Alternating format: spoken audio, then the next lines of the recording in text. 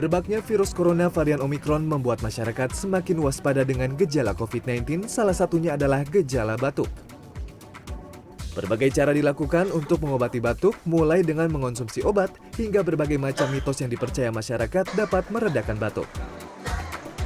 Kalau untuk saya pribadi sih, saya karena jualan es jeruk nipis, jadi langsung peres aja. Padahal gue langsung peres ke mulut, kadang pakai gelas gitu. Pakai kecap nggak? Pakai kecap pasti. Aku sih kurang suka obat-obat ya, jadi aku sukanya minum madu sama air panas satu campur, terus sama jeruk nipis kadang-kadang.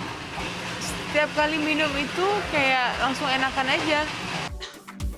Agar tidak salah kaprah dan justru membuat batuk semakin parah, mari kita bedah berbagai mitos untuk obati batuk. Nah, jadi salah satu mitos obat penyembuh batuk adalah menggunakan kecap dicampur dengan jeruk nipis.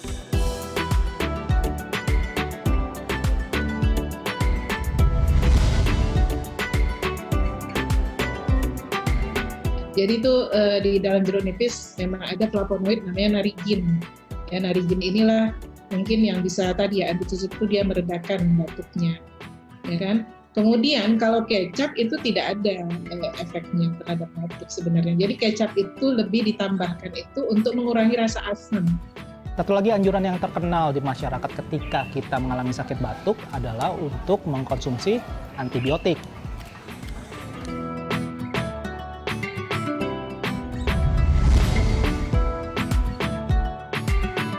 Jadi antibiotik itu diberikan kalau kita curiga batuknya dikarenakan oleh bakteri.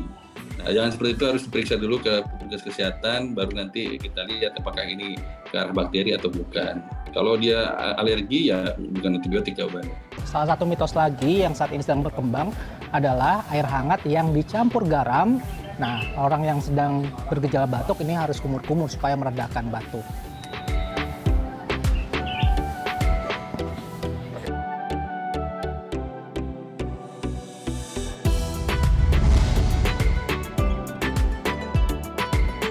Ternyata dia mempunyai efek mukolitik ya, dengan cara dia mengganggu ikatan ion di dalam mukus tadi, di dalam bahan tadi, sehingga kekentalannya atau viskositasnya itu bisa berkurang ya, menurun.